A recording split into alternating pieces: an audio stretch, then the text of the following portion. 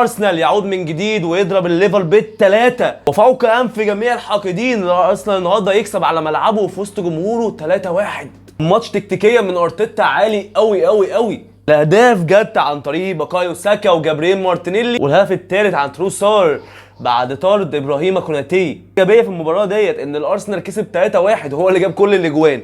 يعني الجون الاول لليفربول جت من غلطه اتنين. انا ما بلومش جابرييل اكتر ما بلوم ديفيد رايا. ديفيد رايا انا مش فاهمه ومش فاهم تمسك ارتيتا بيه لحد دلوقتي في تشكيله الارسنال. انا مش فاهم دي. ديفيد رايا استقبل اهداف كتير قوي في الموسم دوت واهداف باخطائه هو. يعني انا مش فاهم تمسك ارتيتا بيه ومقعد رامز ديري اللي شال لك موسم كامل او موسمين. كان رامز ديري هو فيهم السوبرمان او السوبر هيرو للارسنال، وكمان يعني الراجل نزل في كام مباراه في حاله اصابه رايا او راحته. الراجل اللي نزل عمل لك كلين شيت. انا مش فاهم وجهه نظر ارتيتا في ديفيد رايا لحد دلوقتي. واهداف الارسنال الثلاثه كان في لكلكه دفاعيه غريبه. لكلكه دفاعيه من ليفربول. مش ده الليفر. فان دايك النهارده كان شبح في الملعب هو وارنولد. يعني المفروض انتوا قوه الدفاع للارسنال. واخطاء النهارده اليسون كانت كتير. ما ينفعش حارس بقيمه اليسون يعمل الاخطاء ديت. الروع السيء جدا اللي طلعوا وتخابط فان دايك واليسون مع بعض، ده مش تصرف لعيبه محترفه. الارسنال النهارده عرف يمسك اخطاء ليفربول. بالعكس ان ليفربول كان في اخطاء للارسنال كتير ليفربول ما عرفش يستغلها. هيقرب على النادي ابتدى ان عوامله السلبيه تبان، بالضغط النفسي على اللعيبه ولا غياب محمد صلاح اللي مؤثر على النادي. بس في المباريات اللي فاتت، بس كانت مباريات تشيلسي والمباريات اللي قبليها، ليفربول كنت شايفه بشكل كويس جدا. وليفربول جاي يعني كسبان تشيلسي بالاربعه، يعني جاي نفسيا عالي قوي ان هو يخسر بال3-1. ارسنال النهارده ابهرني. انا بقالي كتير من ساعه التوقف الدولي الواحد نطف عينه من بعد بطوله افريقيا الصراحه، والقرف اللي شافوه لنا المنتخب.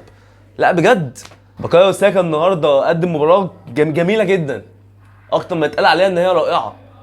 بس الاصابه اللي جات له زي ما بيقولوا الحلو ما بيكملش. ساكا تجيله اصابه لحد دلوقتي ملوش حاله. ساكا يا ترى هيلعب الماتش الجاي ولا لا؟ محدش عارف حاجه، بس نتمنى ساكا يرجع بسرعه. ساكا من ضمن العواميد الاساسيه في نادي الارسنال، نتمنوه يشفى بسرعه. نيجي بقى لجابرييل مارتينيلي.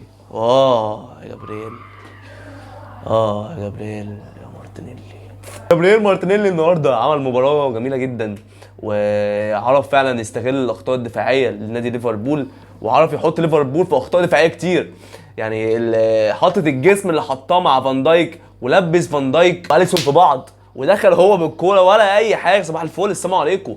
2-1 هز. لا بجد النهارده لعيبه الارسنال كلها، كانت من اوديجارد ولا كانت من ساكا ولا كانت من مارتينيلي ولا كانت اصلا من جورجينو اللي بقالي كتير ما شفتوش بيلعب. النهارده انا الصراحه جورجينو اقنعني في نص الملعب.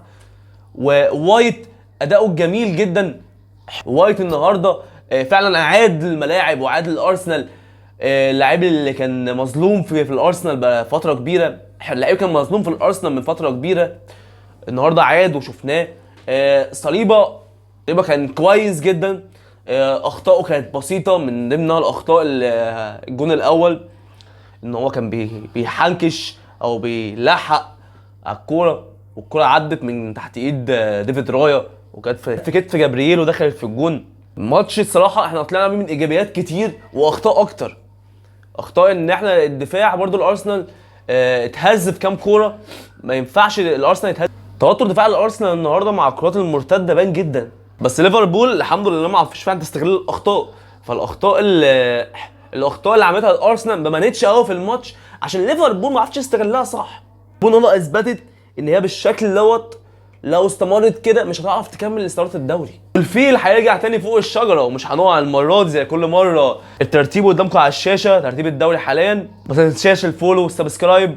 وانا احمد سماره كنت معاكم.